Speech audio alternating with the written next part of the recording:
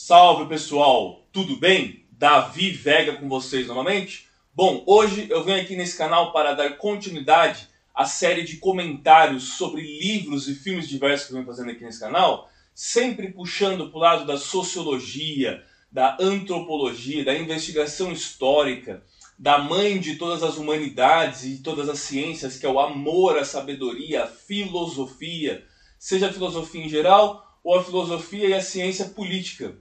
E também todas essas sempre amparadas pelo discurso ou a escrita acadêmica e também ensaística, como naturalmente teremos hoje. Quero falar desse grande livro aqui, Combate nas Trevas, do Jacob Gorender, um livro que fala sobre a luta armada nos anos de chumbo, né, nos anos de regime e ditadura militar.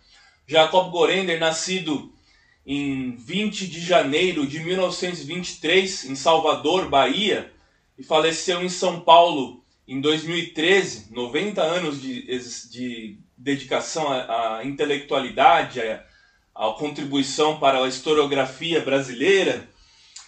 Ele era filho de judeus pobres, judeus ucranianos pobres, nascido em Salvador, e ele foi estudar na faculdade de Direito. Só que quando ele completou 18 anos, ele saiu da faculdade de Direito, largou o curso da faculdade de Direito da Bahia e se juntou à Força Expedicionária Brasileira na Segunda Guerra Mundial. E aí ele lutou nas batalhas de Montese e Monte Castelo. Então foi um veterano pracinha, né? Foi um pracinha também. Ele foi filiado ao Partido Comunista Brasileiro, que no começo se chamava Partido Comunista do Brasil, mas depois passou a ser chamado de Partido Comunista Brasileiro, o Partidão, né? Que vai ter uma cisão nos anos 60 e de novo vai ter uma separação entre o PCB e o PCdoB, um partido da linha albanesa, maoísta. Já vamos falar sobre isso. O Jacob Gorender tem vários livros. O Escravismo Colonial talvez seja o seu livro mais famoso.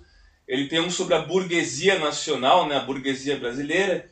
E esse livro, Combate nas Trevas, é um livro de 1987. Brilhante trabalho que ele fez nesse livro Combate nas Trevas, né? Bom, quando eu li esse livro, fiquei tão empolgado com o assunto que eu fui atrás de algumas imagens do museu, do Memorial da Resistência. Eu vou passar algumas imagens do Memorial da Resistência para vocês nesse vídeo. E eu fui reconstruindo algumas coisas do que ele narra no livro, como por exemplo o local da morte do Marighella, onde tem uma pedra lá hoje em dia e tal. Então eu também estive nesses lugares, né? Bom, estou aqui em frente ao Memorial da Resistência, que fica num prédio construído pelo Ramos de Azevedo, grande arquiteto, que projetou esse edifício para servir à estrada de ferro, a antiga estrada de ferro Sorocabana, isso no início do século XX. De 1940 até os anos 80, mais ou menos, ela funcionou como uma sede do DEOPS, da Polícia de Ordem Social do Estado de São Paulo, onde muitos resistentes à ditadura foram presos, mesmo no final do Estado Novo e durante o regime militar de 1964. Bom, então o prédio projetado que era o escritório técnico de Ramos de Azevedo, ele é de 1910 a 1914 e iria servir como para a estrada de ferro Sorocabana, tanto que fica muito próximo à Estação da Luz, né? E depois esse prédio ele funcionou como o Departamento Estadual de Ordem Política e Social de São Paulo, DELPS-SP, que era a polícia social, né? A polícia política. Serviu de 1940 até 1983, quando teve a própria extinção do órgão, né? O DELPS foi extinto. Ele passou pelas ditaduras do Estado Novo e a ditadura militar de 1964 também. Então, nos dois períodos de chumbo, né, de ditadura, ele funcionou. Teve a desocupação política e no ano de 2009 eles fizeram o Memorial da Resistência. Esse memorial abriga as celas onde os prisioneiros políticos ficavam e é de arrepiar. Eu visitei, como vocês podem ver nas imagens, tinha a cela dos interrogatórios, onde aconteciam várias arbitrariedades, torturas, mas vale lembrar que muitos que engajavam a luta armada também tinham suas espécies de arbitrariedades, com os justiçamentos internos, o julgamento interno de alguém. Quando alguém delatava, essa pessoa era perseguida e sofria várias intervenções, né? Muitas vezes era assassinada pelos próprios companheiros, mas de fato os militares foram arbitrários. Então era uma época de autoritarismo, seja à esquerda ou à direita. E o Memorial da Resistência não é só referente à luta armada, mas também fala da resistência civil, fala de todo o período, a linha histórica do período dos anos de chumbo, principalmente pós 31 de março de 1964. Eu me inspirei muito em fazer essas imagens porque eu estava lendo o livro Combate nas Trevas, do Jacob Gorender, onde ele fala do Carlos Lamarca, do Marighella, de todos esses personagens, né? O Lamarca, que foi um capitão do exército, que pegava armas e distribuía para os revolucionários, e também tinha a resistência civil muito nesse período. Bom, no começo do livro, ele vai fazer uma contextualização da questão da luta de classes no Brasil, né? Que tinha duas vertentes, a vertente da conciliação de classes e a vertente da luta de classes. Tudo isso vai acontecer num caldeirão efervescente, onde ele vai falar da primeira ditadura que o Brasil teve, no século XX, né, da primeira ditadura no século XX que o Brasil teve, que foi o Estado Novo de 1937. Sob o regime do Getúlio Vargas. A gente sabe que a nossa própria proclamação da República foi um golpe também. Então, a própria proclamação da República foi um golpe militar do Marechal Deodoro, que teve continuidade com o Floriano Peixoto. Depois você vai ter a República Oligárquica do Café com Leite, e depois a Revolução de 30. E na Revolução de 30, muitos militares da Aliança Liberal vão ser os militares que vão dar o golpe em 64 depois. Na sua juventude ainda não eram generais, eram de outras patentes menores, mas depois vão dar o golpe de 64, né? Num movimento que foi conhecido como tenentismo. E esse regime do Vargas, de 1937, durou até 1945. E aí ele fala do pós-1945, porque ele vai narrar um pouco da história do PCB. O PCB, que foi fundado por Astrogildo Pereira, que era anarquista, foi fundado por anarquistas em 1922, uma data muito importante e efervescente, porque teve a Semana de Arte Moderna de 1922, aqui em São Paulo, onde participou Oswald de Andrade, Tarsila do Amaral, Mário de Andrade, Plínio Salgado com seu projeto Verde Amarelista, Menotti del Pitta e vários outros participaram desse movimento de vanguarda artístico em São Paulo. E o Partidão, ele é fundado em 1922, o Partido Comunista Brasileiro. E ele vai ser um partido da ilegalidade, porque ele entrou na ilegalidade depois da intentona comunista de 1935, quando o Luiz Carlos Prestes vai preso depois da intentona comunista. E depois da Segunda Guerra Mundial, no governo Dutra, né, do Eurico Gaspar Dutra, o partido em 1947, se não estou enganado, ele entra na ilegalidade de novo, ele fica sendo proibido de novo. Então é um partido que sempre esteve na ilegalidade. Ele vai voltar no período democrático dos anos 50, onde você tinha uma grande divisão entre a UDN e o PTB, né? O PTB, que era o Partido do Vargas, o Partido Trabalhista Brasileiro, e os udenistas e os pedecistas também, do PDS, pedecistas também, né? Que os udenistas era a ala da Bossa Nova e os pedecistas da ala moça, né? Ala moça. Então você tinha todo aquele contexto do jornalista Carlos Lacerda, que atacava toda hora o governo do Vargas e que sofreu um atentado na Rua Toneleiro, e depois desse atentado da Rua Toneleiro, que se concluiu que foi o Anjo Negro, né, o guarda-costas do Vargas, o Gregório Fortunato, e que esteve por detrás desse atentado, onde um major da aeronáutica faleceu, foi assassinado, eram para matar o Carlos Lacerda, que saiu com um ferimento no pé.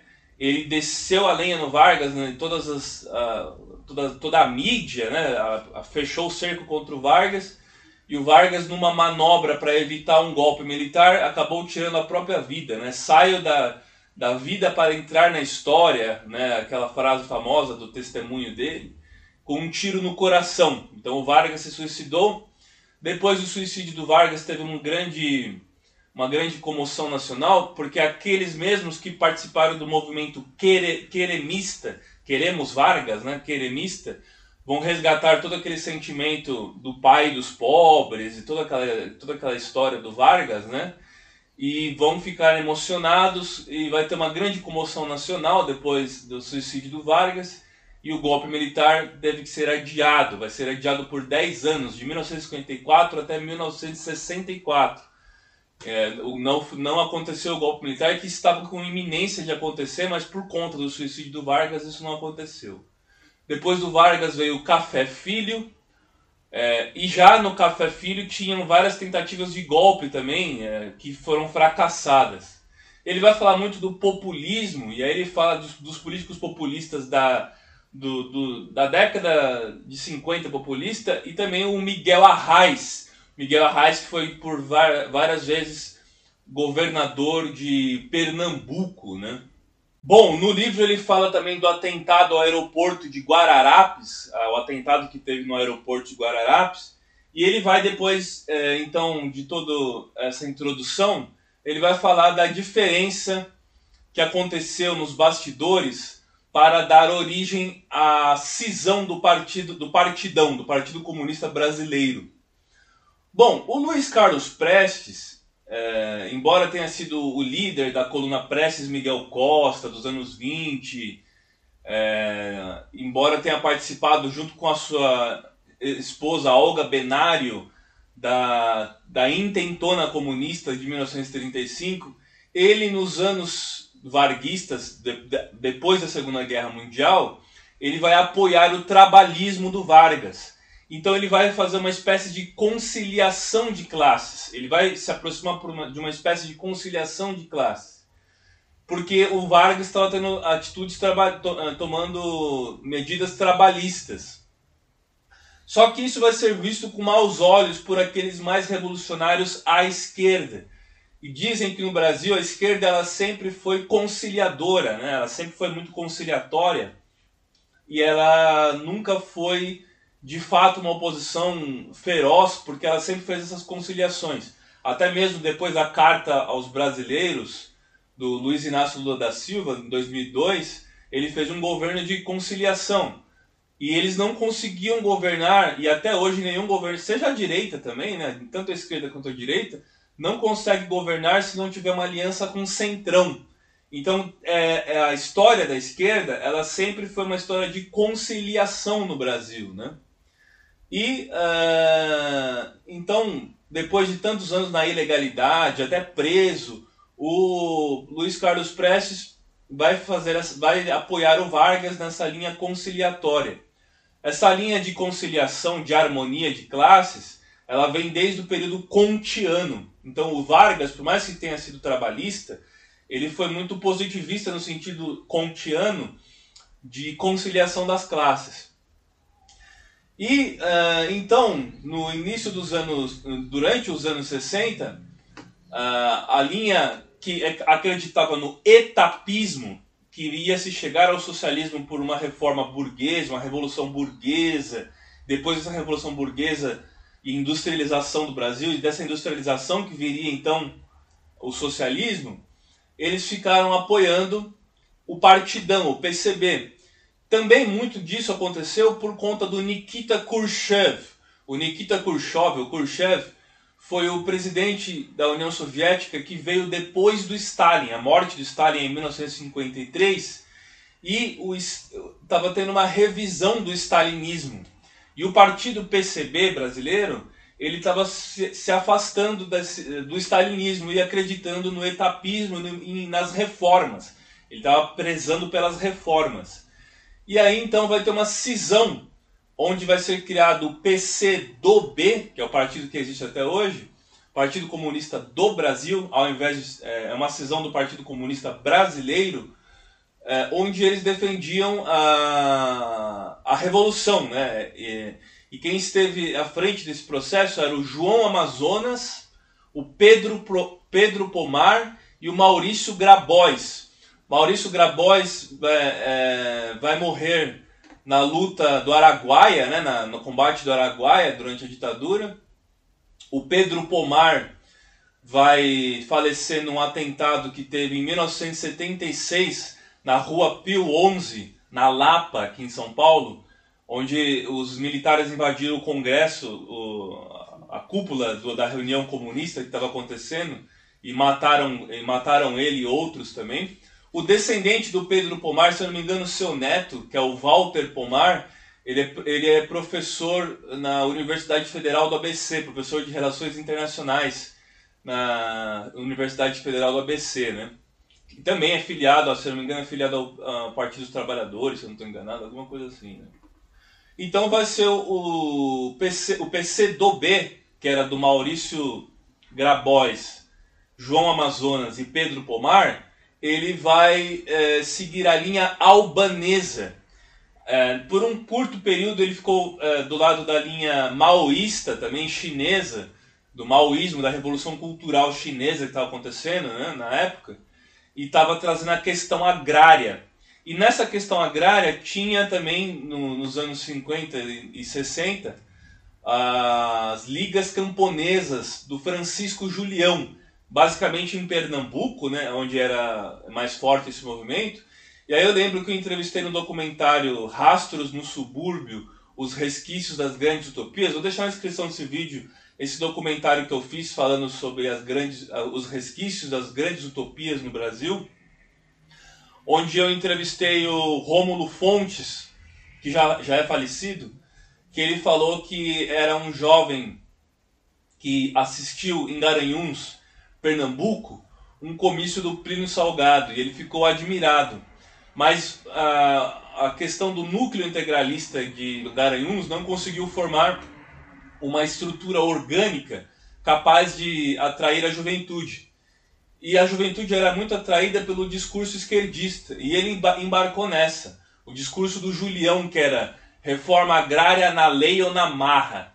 E aí depois disso ele foi para a luta armada, ele vai ser preso, e na cadeia, na prisão, ele vai romper com os comunistas, e quando ele saiu da prisão, ele se aliou aos integralistas. Então ele foi comunista e integralista também. E acontecia muito disso, não só nos anos 30, mas depois com o Partido de Representação Popular do Plínio Salgado, você tinha a migração de indivíduos da esquerda que iam para a direita, da direita que iam para a esquerda, integralistas que viravam comunistas, comunistas que viravam integralistas.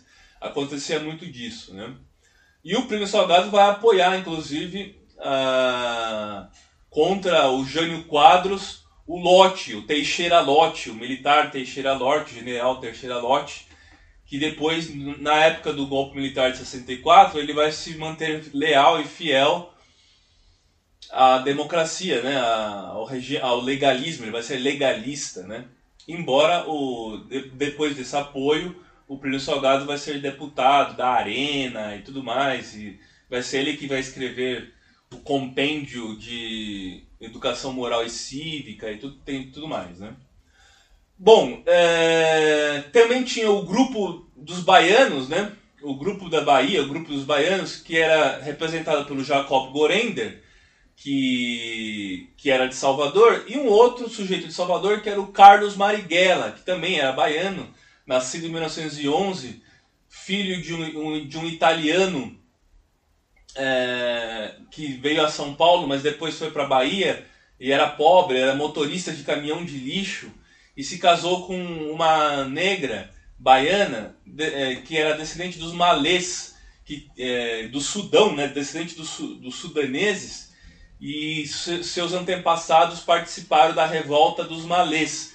Então o filho deles, que é o Marighella, vai ser um grande revolucionário, porque ele vai carregar todo esse passado de resistência escravista da sua mãe baiana, né, embora seu pai fosse europeu, mas seu pai também ensinou ele desde muito cedo as letras. Ele trazia livros em francês para ele ler, e ele vai ter uma influência meio que quase anárquica, anarquista, o Marighella. Já vamos falar do Marighella logo mais, né? Bom, então surge esse PC do B.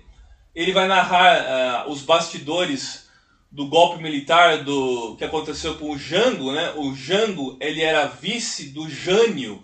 O Jânio Quadros renunciou e depois da renúncia do Jânio entrou o Jango. Teve um período curto de parlamentarismo, mas o parlamentarismo vai ser derrubado em 1963. O plebiscito parlamentarista vai ser derrubado em 63 e assume o Jango, né, o João Goulart. Bom, eu venho aqui fazer esse vídeo, mas eu não tenho nenhum viés ideológico. Não estou promovendo as ideias que levaram à luta armada ou todo esse caldeirão efervescente dos anos 30, 40, 50 e 60 e também 70. Eu estou simplesmente narrando os fatos. Até porque a gente sabe que muitas injustiças aconteceram até mesmo durante a Comissão da Verdade. Quando teve a Comissão da Verdade, muitas vítimas de justiçamentos internos, mortos pelos próprios comunistas, foram dados como mortos pelo regime militar. A gente tem que ser honesto nesse sentido. Tanto que eu até marquei aqui a morte do Luiz Andrade de Sá Benevites. Por muito tempo, o escritor Paulo Cavalcanti culpou os direitistas, mas depois se teve a conclusão de que ele morreu num acidente. Ele não morreu nas mãos dos militares, morreu num acidente. Mas era uma época de arbitrariedades à direita e à esquerda. Tanto que aquele livro do Marco Antônio Villa, né, do jornalista Marco Antônio Villa, Ditadura Brasileira, regime militar, a ditadura brasileira, a democracia golpeada à esquerda e à direita. Então nós temos que ser honestos em reconhecer que esses movimentos de luta armada, eles lutavam pela ditadura do proletariado. O próprio Fernando Gabeira, muitos anos depois, o escritor do célebre O Que É Isso, Companheiro, que virou um filme do Bruno Barreto, né? Com a Fernanda Torres, Selton Mello, Pedro Cardoso, um filme que eu recomendo para vocês, deve ter completo aqui no YouTube. O Fernando Gabeira falou que foi um erro, né? Porque, na verdade, eles não lutavam por democracia, eles lutavam por uma ditadura. Então era um contragolpe. Teve o golpe militar e a luta armada lutava como uma espécie de contragolpe. Aí você pode fazer a leitura de que eles estavam lutando num regime de guerra, você tem a legitimidade de se armar e lutar contra, e era um contexto de Guerra Fria. E esse contexto de Guerra Fria que vai levar ao golpe militar de 64, de 31 de março de 1964. Entra então, como eu disse, o Jango, né, o João Goulart, e o João Goulart fez as reformas de base. Na verdade, ele não era comunista, não era nada disso, mas ele tinha delimitado apenas, se eu não me engano, era 300 ou 500 alqueires. E ele estava delimitando para 500 alqueires para acabar com a grande propriedade, o latifúndio, e promover uma das reformas de base, a reforma agrária também. Só que a população de classe média saiu, tomou as ruas de São Paulo, do Rio de Janeiro, pedindo intervenção militar contra a suposta ameaça comunista. O engraçado é que o próprio Che Guevara esteve no Brasil na época do Jânio Quadros e foi condecorado com uma medalha na época do Jânio Quadros e tudo mais. E a exemplo de Cuba, que teve uma revolução em 1959 pelo Fidel Castro, Che Guevara, Camilo Cienfuegos e todos aqueles líderes da Revolução Cubana, os Estados Unidos temia que o Brasil embarcasse nessa. Não só o Brasil, como posteriormente os outros países da América Latina, no que ficou conhecido como Operação Condor. A Operação Condor foi o apoio dos Estados Unidos, o consenso de Washington, né, que era do Lyndon Johnson, e depois teve o Henry Kissinger, né, que era das relações exteriores, apoiou golpes na América Latina contra governos, alguns deles ditos populares eleitos. Talvez o mais famoso seja o do Augusto Pinochet contra o Salvador Allende, né? E quando teve esse golpe no Chile, em 73, muitos brasileiros se encontravam exilados no Chile, que tinham sido exilados depois do golpe militar de 1964. Bom, então ele vai falar depois no livro das organizações comunistas e revolucionárias que surgiram no entorno, que vão seguir para a luta armada, né? No entorno da resistência à ditadura de 64. Em 1968, o Jacob Gorender, junto com o Apolônio de Carvalho, ele participou da guerra, foi um militante comunista do Partidão também, que participou da Guerra Civil Espanhola. E eu tenho um vídeo, vou deixar na descrição do canal aqui, o link para vocês acessarem um vídeo que eu falo sobre a participação dos brasileiros na Guerra Civil Espanhola. E eu falo do Apolônio de Carvalho, que escreveram um livro sobre ele, chamado Vale a Pena Sonhar. O Apolônio de Carvalho, depois da Guerra Civil Espanhola, se uniu, foi exilado na França, e ele se uniu à resistência francesa contra a ocupação nazista. Então ele já tinha todo um passado de lutas, de resistências, de guerrilha. E em 1968, ele, junto com o Jacob Gorender, vão fundar o PCBR, Partido Comunista Brasileiro Revolucionário, uma sigla que existiu até basicamente em 1980, quando boa parte deles vai ser integrada ao Partido dos Trabalhadores, o PT, que surgiu em 1980, mas dizem que a sigla sobreviveu de certa forma até 1990. E tem algumas pessoas nos dias de hoje, como aquele youtuber, se eu não me engano, chama Jones Manuel, né, que fala desse PCBR e traz para ele a sigla do PCBR. Mas o PCBR deixou de existir por conta do Partido dos Trabalhadores, que incorporou, e o Apolônio de Carvalho foi um dos fundadores do Partido dos Trabalhadores, né? O Jacob Gorender, depois de um tempo, ele desistiu da luta armada e ele resolveu se dedicar só à escrita. Por isso que ele tem vários livros: Escravismo Colonial, A Burguesia Brasileira, O Combate nas Trevas, entre outros. Porque ele, depois que ele participou da luta armada, ele saiu e resolveu se dedicar exclusivamente ao seu trabalho intelectual, escrevendo livros, folhetins, panfletos e uma série de coisas, né? Bom, também tinha a Ação Popular, do qual participou inclusive o José Serra, né? Que era da Juventude Católica.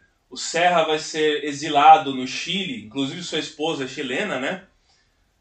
Se eu não me engano, não sei se o filho dele nasceu no exílio, não tô lembrado, mas eu sei que a esposa dele é chilena, que ele conheceu no seu exílio no Chile, né? Tem um grande professor de filosofia da Universidade de São Paulo, da USP, o Vladimir Safatli. O pai dele pertenceu à ALN do Carlos Marighella, e ele nasceu no exílio, ele nasceu no Chile também. É um grande nome da esquerda, da psicanálise, é músico. Eu gosto muito de acompanhar os vídeos dele de vez em quando, né? Bom, então tinha todo esse caldeirão efervescente, né? Ele vai falar do Celso Furtado, o economista Celso Furtado, que vai trazer a ideia do desenvolvimentismo. E ele fez uma palestra, inclusive, grande, que inclusive estava nessa palestra o João Cândido Felisberto, o herói da revolta da Chibata, o grande almirante João Cândido, né? E ele vai trazendo nomes nesse livro que são nomes que estão aí na intelectualidade brasileira até hoje. Fernando Gabeira, Francisco V. Forte também, que eu estudei alguns textos dele na faculdade. O Ladislau Dalbor. O Ladislau Dalbor, ele participou inclusive da guerrilha na Argélia, né, contra o colonialismo francês na Argélia. Então foi muito, muito, muito curioso, muito interessante tudo isso, né? Bom, vamos falar então do Carlos Marighella, né? Carlos Marighella, foi considerado o inimigo número 1 do regime militar. Principalmente a revista Veja lançava fotos dele falando onde está o Marighella, estamos procurando Marighella, procura-se, inimigo número 1 da ditadura e tal. Nessa época, você tinha várias brigas em São Paulo, como por exemplo, tinha o CCC, o Comando de Caça aos Comunistas, que era dos estudantes do Mackenzie, que entravam em conflito com os estudantes de filosofia da USP. Então até hoje tem essa rivalidade entre Mackenzie e USP, e também da rivalidade entre a minha faculdade, a Fundação Escola de Sociologia e Política, com a USP também, né? Embora a FESP tenha a ESP, a antiga Escola Livre de Sociologia e Política, ela tenha sobrevivido por um tempo dentro do núcleo da USP, né? Antes dela ganhar o seu casarão nos anos 50, né? Então era um período muito efervescente, todo esse período que estava acontecendo, né? E o Carlos Marighella, ele tem uma história muito curiosa. Quando era jovem, eu tinha até deixado anotado aqui, ele foi preso por escrever um poema na escola contra o interventor Juracy Magalhães. Tinha os interventores que tinham o papel de governadores. E ele fez um poema criticando o Juracy Magalhães e chegou a ser detido por um tempo. E o Marighella foi deputado também, ele conseguiu ser deputado pelo PCB, ele era do Partido Comunista Brasileiro. E ele esteve um tempo na China e em Cuba. Ele visitou a China maoísta, depois ele volta ao Brasil, e ele esteve em Cuba também, em Havana, quando ele teve contato, basicamente, com as ideologias de guerrilha do Che Guevara. E ele vai voltar com essa inspiração de guerra de guerrilha, principalmente depois do golpe de 64, quando ele vai fundar a ALN, Ação Libertadora Nacional. Tinha a ANL nos anos 30, que era a Aliança Nacional Libertadora. Ele vai fundar, que estava ligado aos comunistas, que da intentona de 35 e tudo mais. Ele vai fundar a ALN, Ação Libertadora Nacional. E eles vão começar a fazer alguns golpes, alguns atentados, né? O Marighella escreveu um livro que chama Por que Resistir à Prisão, né? Um livro dele muito famoso, Por que Resistir à Prisão. E depois, no contexto da guerra de guerrilha e tudo mais, ele vai lançar um manual muito famoso, que é o Mini Manual do Guerrilheiro Urbano. Esse ele lançou já no final da sua vida, praticamente, pouco antes dele ser morto, que explicava e ensinava como se fazer uma guerrilha urbana. E eu li esse mini manual quando eu pertencia ao grupo dos skinheads e tudo mais, dos punks, na minha época de adolescência. E eu lembro que ele fala, por exemplo, de bolinhas de gude, de você atirar as bolinhas de gude contra os cavalos da cavalaria, da polícia, numa manifestação contra a polícia e tudo mais. Fala sobre explosivos, né? Como que você deve fazer os explosivos. É um livro muito interessante, tem em PDF na internet, fácil de achar, para vocês verem como que eles não estavam para brincadeira, né? Como que era tudo essa questão da luta armada, né? Tinha um outro grupo também, que era o MR8, Movimento Revolucionário 8 de Outubro. 8 de outubro era a data em que o Che Guevara foi capturado na Bolívia, né, pelo exército boliviano, treinado pela CIA.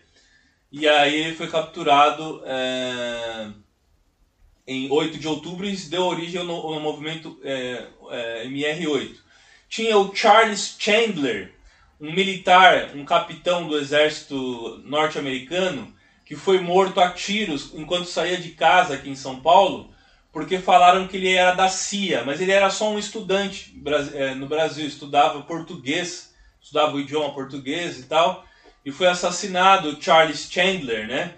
E aí eles confundiram e acharam que ele poderia ser algum agente da CIA, né? Outro grupo também foi o VAR Palmares, Vanguarda Armada Revolucionária Palmares, do qual participou o VAR Palmares, a ex-presidente do Brasil, empichada, né, que sofreu impeachment, Dilma Rousseff. A Dilma Rousseff participou, então, do VAR Palmares. Bom, a ALN do Marighella, junto com o MR8, o movimento MR8, eles vão sequestrar o embaixador norte-americano Charles Burke Elbrick.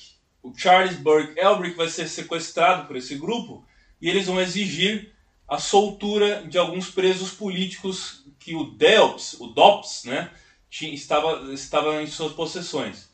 Esse episódio foi narrado no livro O Que é Isso, Companheiro? E que virou o filme do Bruno Barreto, O Que é Isso, Companheiro? Um filme de 97, se não estou enganado, 1997, muito bom, que é escrito pelo Fernando Gabeira, que é comentarista da televisão hoje em dia, né? Então é muito interessante esse episódio do sequestro do embaixador americano, né? Então, o que consistia a guerra de guerrilhas? Era você fazer assaltos a banco e assaltos, ações rápidas, ações ligeiras. Uma dessas ações foi o roubo ao trem pagador, que estava indo que era pertencer à estrada Santos-Jundiaí, estava indo de Jundiaí a São Paulo, e o Marighella, então, junto com seu grupo, a ALN, eles roubaram armas e dinheiro desse trem pagador, que mostra no início do filme do Marighella, dirigido pelo Wagner Moura, né? Eu não gostei muito do filme, achei um filme meio não muito bem produzido, mas a história é muito bacana. Com o Seu Jorge, né? O Seu Jorge faz o papel do Marighella. E então tem esse assalto ao trem pagador. Nesse assalto do trem pagador, um dos que participaram, né, foi o Aloísio Nunes Ferreira, do PSDB, que foi vice do Aécio, né? O Aloísio Nunes participou dessa ação. Anos depois ele viria a se desculpar e dizer que se arrepende de ter participado da luta armada, que não era por aí que as coisas funcionavam e tal. E aí ele seguisse arrependido de participar dessas ações. Então, o Aloísio Nunes e o próprio José Serra, da Ação Popular, pertenceram às lutas de resistência à ditadura. Na ditadura, o AI-2 extinguiu todos os partidos e vai ter o AI-5, que institucionalizou a tortura e tudo mais, e a censura, em 1968. O AI-2 extinguiu todos os partidos e permitiu apenas 2 partidos. Na ditadura ela era bipartidária. A Arena, que era dos militares, e o MDB, que era de boa parte da população civil. Eu não tenho a menor dúvida de que esses grupos guerrilheiros não lutavam por democracia, e sim lutavam por uma ditadura do proletariado. A substituição de uma ditadura por outra.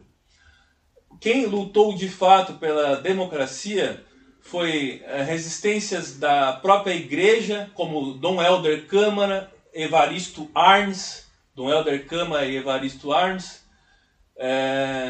a população da sociedade civil, a OAB, a Organização dos Advogados do Brasil, o MDB que fazia a oposição à Arena, onde depois vai participar o Tancredo Neves, na abertura de 1985, na abertura política, com as diretas já. Esse movimento, de fato, lutou pela democracia. Agora, os movimentos armados, as guerrilhas, a gente não pode considerar isso uma luta democrática, né? Embora alguns se dizem,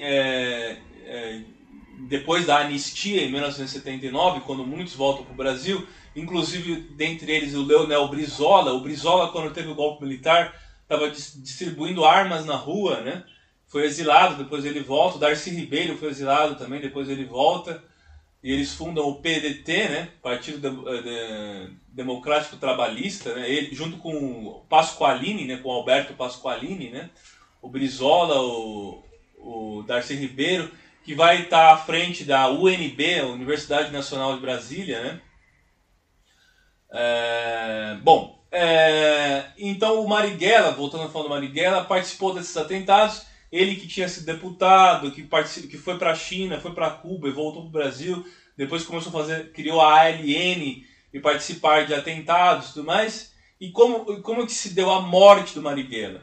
Eles sequestraram um dos membros da ALN, deram tortura de choque, pau de arara, os militares torturaram eles e alguns sacerdotes de Perdizes, né?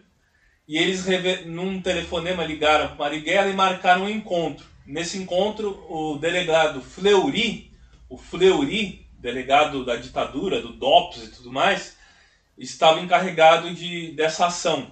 Bom, então eu estou aqui na Alameda Casa Branca, nos Jardins, no local onde o Marighella foi assassinado, e eles colocaram uma pedra em sua homenagem, uma placa que foi roubada, infelizmente. Ele faleceu a tiros numa emboscada no dia 4 de novembro de 1969.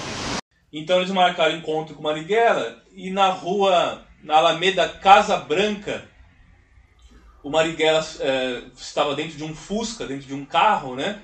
Sofreu uma emboscada e foi morto a tiros, né? Por conta dessa delação do membro da ALN que foi capturado, né?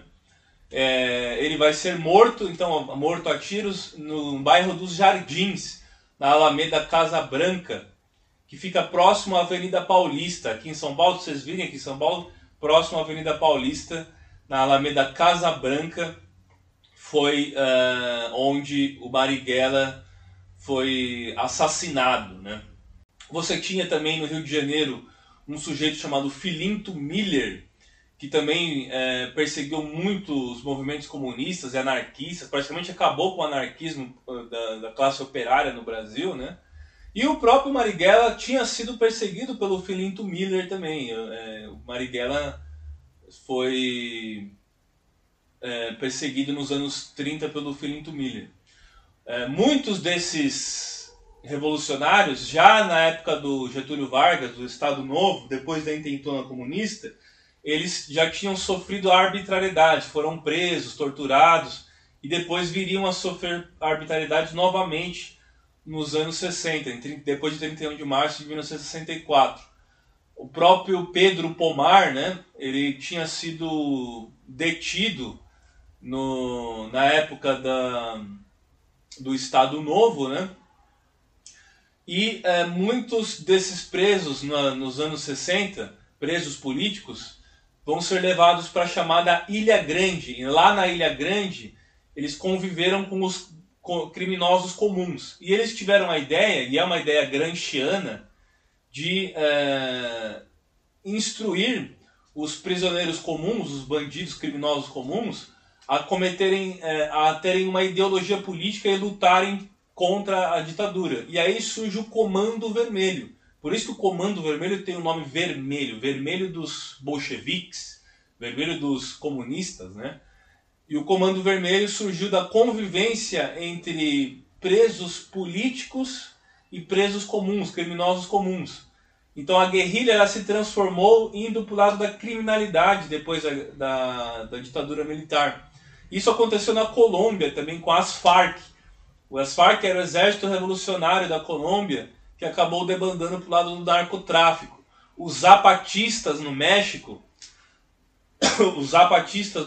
também, que veio daquela inspiração do Emiliano Zapata, do Pancho Villa, do revolucionário Benito Juárez, lá da Revolução Mexicana, eles debandaram. O subcomandante Marcos, né, acabou liderando uma guerrilha que está aliada ao narcotráfico.